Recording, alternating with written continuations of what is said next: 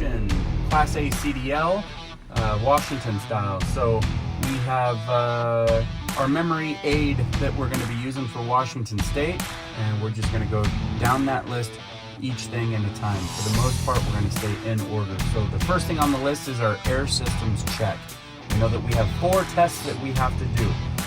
It's important to know what order they are in, because they have to be in order and there cannot be any mistakes. If we make a mistake, we just simply have to start over from the beginning and we can redo it as long as we catch our mistake. Test number 1 is our governors cutting in and out. Test number 2 is our applied brake leaks test. And test number 3 is our low air warning light test. And test number 4 is our emergency and parking brake valves popping out. So we're going to begin the test by demonstrating that our governors are cutting in and out as they should. So for our governors cutting in, we know that the governors will cut in anywhere below 90 psi. That's kind of the threshold. Anywhere below 90, the governor will cut in and start climbing. So that's what we're going to establish right now. So we need to get our pressure below 90 psi so that we can see that the governors are cutting in. So I'm going to fan my brakes down a little bit. All right, that'll work. Just get it below 90. I'm going to go ahead and do a safety start and see if my governors are cutting in. So safety start, make sure we're in neutral, clutch in, our brakes are set, and we'll start the truck.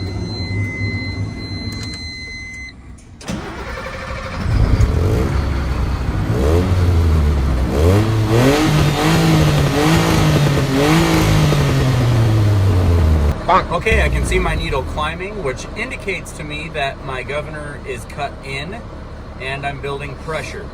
And that also tells me that my gauge is working properly. So what I'm looking for now is my governor to cut out. So I expect that my governors will cut out, they should cut out, between 120 and 140 psi. So I'm going to speed up, add a little RPMs here, speed the process up. And again, I expect my governors to cut out between 120 and 140 psi. And I will indicate what the pressure is when that happens.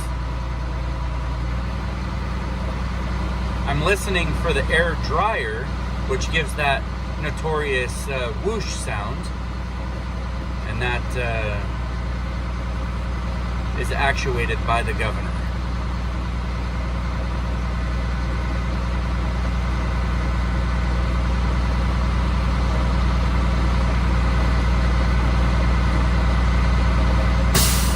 All right, I heard the air dryer, which tells me that my governor has cut out. And my governor has cut out at approximately 130 psi. So that means my air governors are working. Test number 1 is complete. Test number 2 is going to be my applied brake leakage rate test. So I got to set up that test first. So to set that test up, I'm going to chalk my wheels, which I've already done. And now I'm going to leave it in neutral.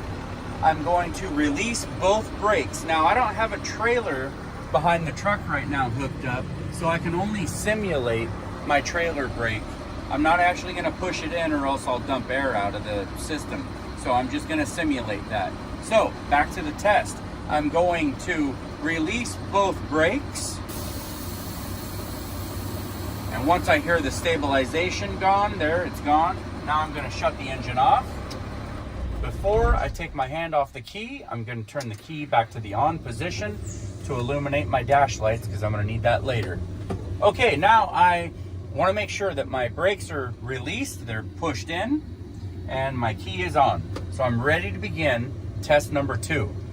And what that test is I'm going to hold my brake pedal firmly, and I will not lose, I should not lose, more than 4 psi in 1 minute in a combination vehicle. So I'm going to press the brake pedal down now. I'm just pressing it all the way to the floor, and I can hear that it's stabilized. And so I am going to begin this test at 100 psi, and the timer starts now. 2,000 years later. We're going to simulate that it has been 1 minute. Beep, beep, beep. Timer just went off. and I have lost 0 pressure. All right, that's test number 2 complete. Test number 3 is going to be our low air warning device. So what we're going to do now is fan our brake pedal down. That's going to simulate a low air warning. It's going to simulate low air pressure. I want to get first indication of low air pressure as soon as I see my light, but as soon as it stays on solid, then that's when I will indicate what the pressures are. So for this test, I'm going to fan my brakes, and I expect my low air warning light indicator to come on my dash at 55 psi or above that. 55 is the threshold. Anywhere above that is just fine. The earlier the better. So I'm going to start fanning my brakes and watch for my low air warning light. There's first indication. Now it's on solid. My low air warning light has come on at 65 psi, working properly. All right, we're going to move on to test number 4 now. That's going to be our emergency and parking brake valve pop-out test. So I'm going to continue to fan my brake pedal down, and I'm going to simulate a complete loss of air. And I expect that my trailer and my tractor brake valves will both pop out between 20 and 45 psi. They can't pop out any less than 20, and they got to pop out no higher than 45 psi, so between 20 and 45. Now I'm simulating both since my trailer's already out right now, but my tractor is still pushed in, so I'm going to fan my brakes. And right now I'll say, okay, there's my trailer brake. It just popped out first. Now I'm watching for my tractor brake to pop out.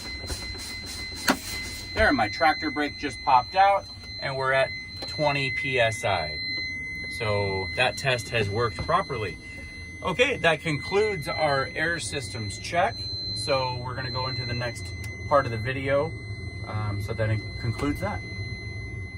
Next on our list, we're actually going to skip our parking brake and service brake checks because we have to do a safety start anyway and build up pressure. So we'll come back to those before we move on to the next category on our memory aid. I'm going to do the first indicator now, which is going to be our ABS light. So I'll have an ABS light on the dash here. It's going to come on, and then it should go off a moment later, which would indicate that it's working properly. So there's our ABS light. It's on and it's off, so it is working properly. Now I can do my safety start.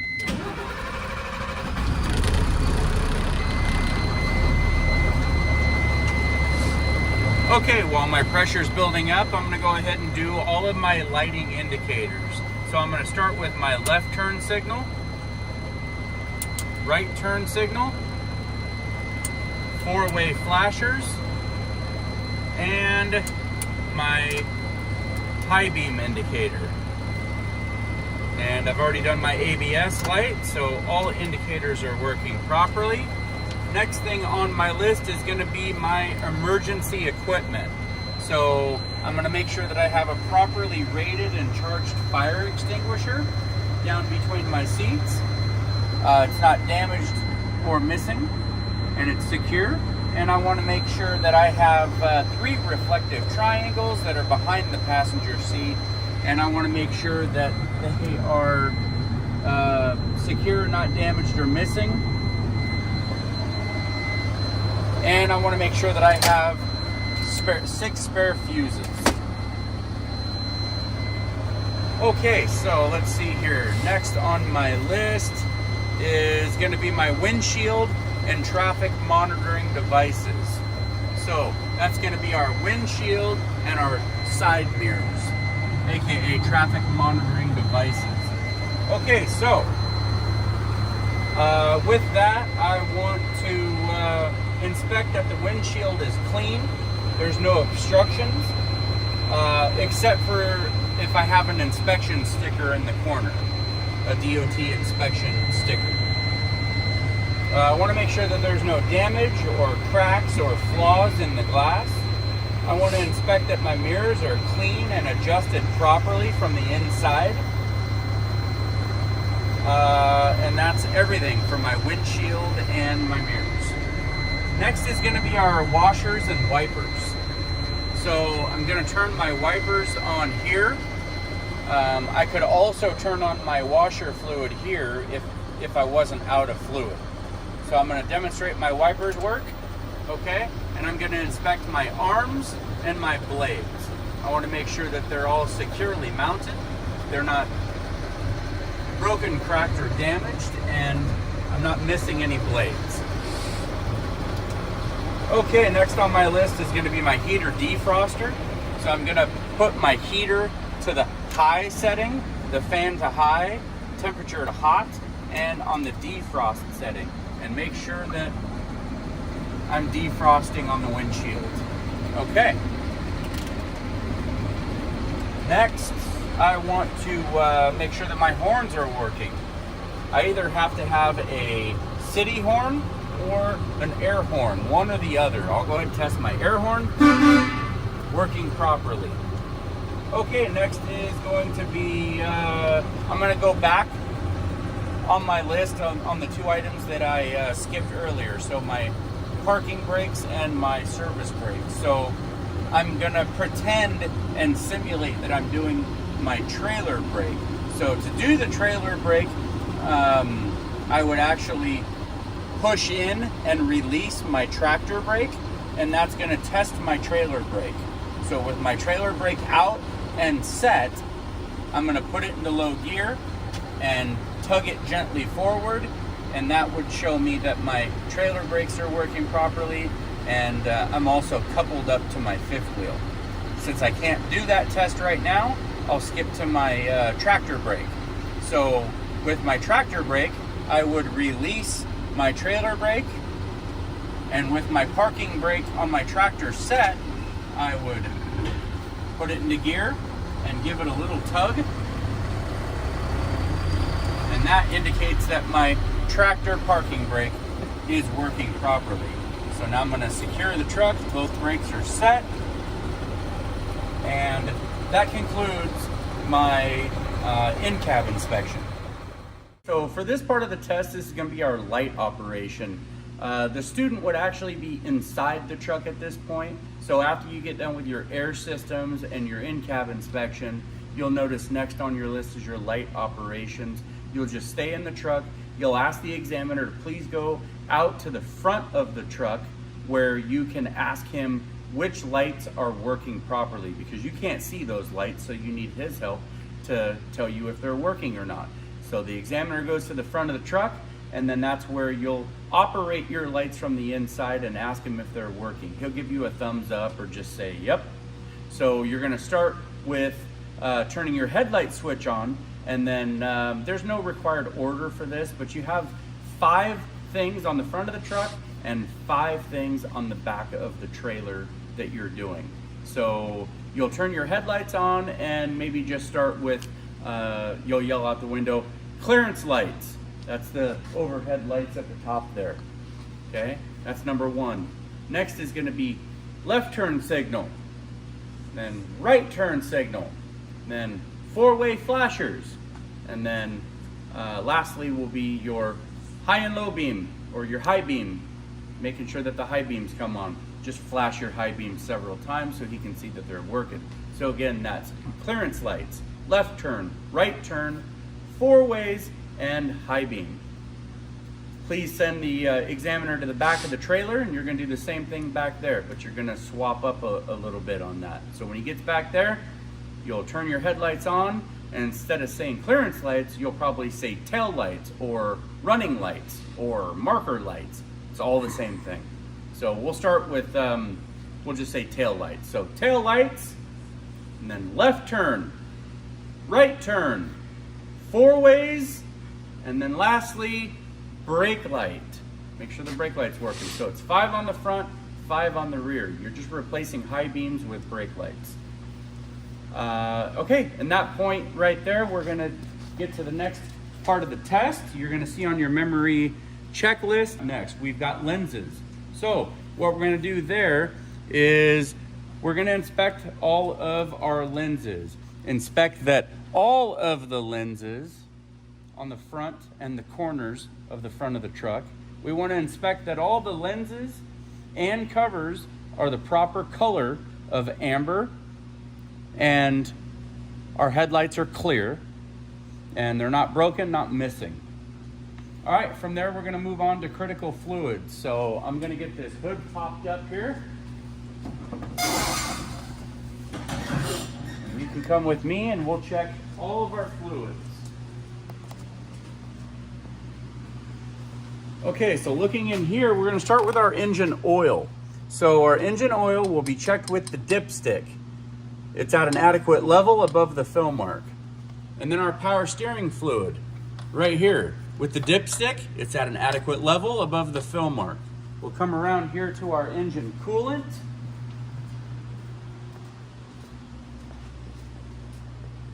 Engine coolant is up here. That's the reservoir. And we'll check that through the sight glass. It's at an adequate level above the fill mark. If we don't have a sight glass, then we'll check that with the cap, with the engine off and cool for safety purposes. Okay, let me see what's next on my list here. All right, next on my list is going to be fluid and air leaks. So I want to look, when I'm walking up to the truck, I want to look underneath the truck, and I want to check for puddles on the ground. I want to look for dripping fluids around and under the engine and transmission. And I want to inspect all of my hoses and air lines, and make sure that all of my hoses and air lines are securely mounted. They're not cracked, damaged, or leaking. And I would listen for audible air leaks, making sure that I'm listening for any air leaks.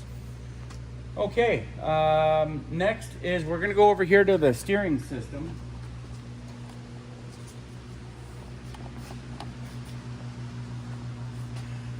So with our steering system, we're first I'm going to point out what sections. We basically have 3 sections of our steering system. So from the steering wheel all the way down to the wheel, this is what we're working with. We have our steering gearbox, which is right here. Can we get close enough to be able to see that? So this is our steering gearbox. Okay, so that's our steering gearbox. And then we have all of our arms.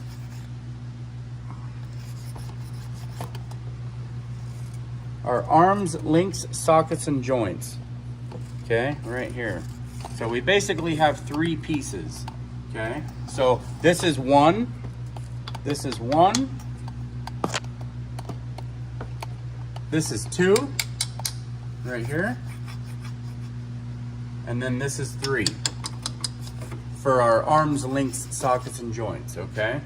And then, so again, number 1 for sections, we have our steering gearbox, we have our arms, links, sockets, and joints, and then we have our hoses. That's the 3rd part of our steering system, is hoses. Okay, so going into that, we're going to inspect that the power steering box is securely mounted and not leaking. We want to inspect that the steering hoses, that the hoses and connections are not cracked, worn, or leaking.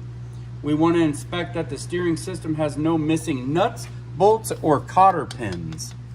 We have cotter pins in these nut areas here to keep the nuts from backing off.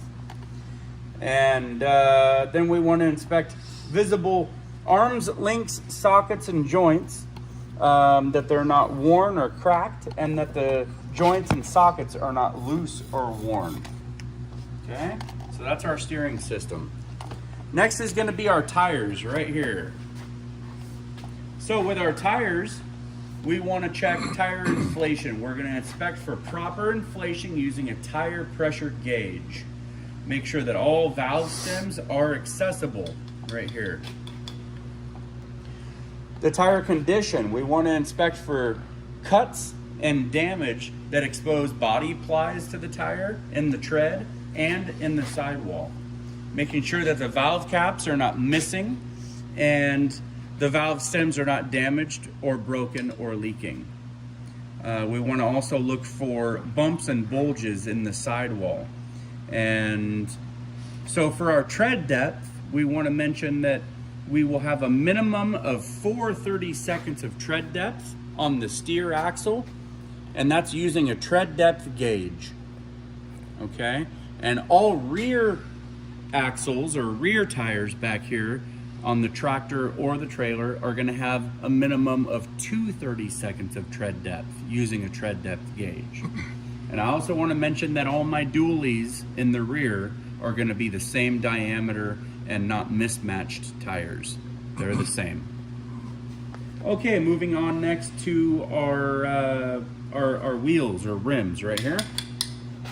Okay, our wheels and rims, we want to inspect for damage, such as cracked or bent rims. Rims cannot have welding repairs. We'll inspect for rust trails. They may indicate rim is loose if they have rust trails or shiny threads. Next is going to be our lug nuts. We want to inspect that the lug nuts are all present and not missing. We want to inspect that the lug nuts are not loose and there's no signs of rust trails or shiny threads that would indicate looseness. We want to also inspect to make sure that we have no broken studs. Okay, what's next on our list here? Our suspension. So our suspension in here, I'm going to cover what components we have and then we'll talk about those. So the first thing is our hangers. This is our hanger right here. Okay, so that's our hanger, and then we have our leaf springs here.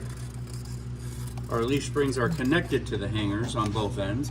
Then we have U-joints right here, U-bolts right here, 2 U-bolts. And then we have a shock absorber right here. Okay, here's our shock absorber here. Okay, so let's talk about that. So, with our suspension, let's see, we want to make sure that we have no missing, shifted, cracked, or broken leaf springs.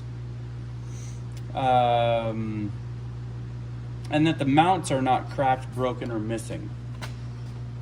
We want to inspect, let's see here, we want to inspect our air suspension or airbags. So we don't have airbags on the steer axle, so we're going to walk back here to where the airbags are.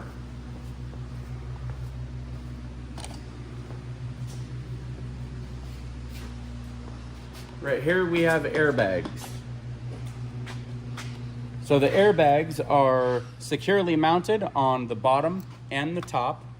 There's no loose or missing nuts and bolts.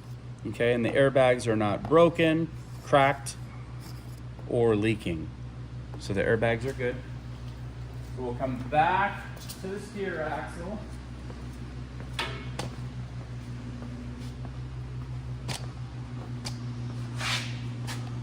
Okay, and let's see on those brakes or suspension. Lastly, we want to do our shock absorbers. So our shock absorbers, we want to make sure that they're securely mounted, they're not damaged or leaking. Next, or lastly, with my suspension, stepping back here a little bit, we want to check that our tractor is sitting level. It's not leaning from side to side or front to back. If it was leaning, then that would indicate a problem with suspension or possibly tire pressure issue, like a low or flat tire. Okay, next is going to be our brake lines and hoses. So our brake hoses are right here. Fun fact that we mentioned, our brake hose supplies air to the brake chamber or to the brakes. So our brake hoses, we're going to inspect that our hoses or lines can supply air to the brake chamber. We'll inspect for cracked, worn, frayed hose lines. We'll inspect that all hose lines and couplings and fittings are secure. All right, next is going to be brake contaminants. We can't see that from here, but we're going to check inside the brake linings and drum area and we just want to make sure that we're inspecting for contaminants such as grease, oil, etc. On the brake linings and the drum that can affect our braking ability. All right, next is going to be the side of the vehicle. So we're going to do our lenses and reflectors. On the side of the vehicle, we want to inspect all the lenses and covers, that they're the proper color, which is going to be amber on the side. They're going to be clean, not broken or missing. And we'll inspect all of the reflectors the same exact way, including our DOT reflective tape down the side of the trailer when we get there. Okay, next is going to be our traffic monitoring devices. So remember, that's going to be our mirrors. Now, we've already inspected the glass on the inside, so now we're just going to inspect the mounting brackets and hardware on the outside here. So we want to inspect that the mirrors are not cracked and the mirror brackets are not bent and they're mounted securely with no missing parts. Okay, next is going to be the battery and electrical system. So our battery on this truck is located right here underneath this cover here. Okay, so our battery and electrical system, we want to inspect that the batteries are secure if visible, which they're not visible, so we're going to inspect them as if they were. All right, we want to inspect that all connections are tight and should not show signs of excessive corrosion. Inspect all electrical system cables and lines and make sure they're secure, not cracked or worn. And then we'll inspect the battery box and the cover to make sure that they're secure and latched properly. Okay, next is going to be our frames and cross members. So we're going to inspect for cracks, broken welds, holes, or other damage to the frame and cross members, including the trailer. Okay, right now we don't have a trailer hooked up, but we're going to just pretend that there's a trailer here right now, and we're going to say all that and including the trailer. And let's see here. We're going to inspect for cracks, breaks, or holes in the cargo area or floor, including the trailer. And we're going to inspect that the trailer tandem release lever is secure. However, the trailers that we're using do not have tandem release levers, so when you see the tandem release, you will indicate that we do not have that equipped on our vehicle.